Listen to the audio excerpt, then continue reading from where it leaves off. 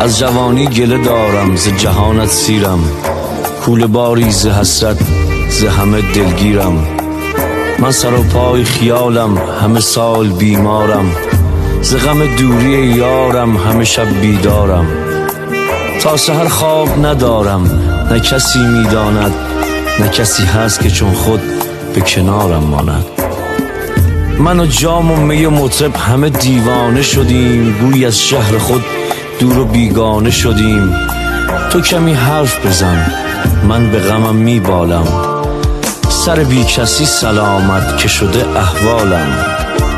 تو چه دانی ز جهانم که نداری طاقت، تا بریزم غم اسرار نهانم بیرون.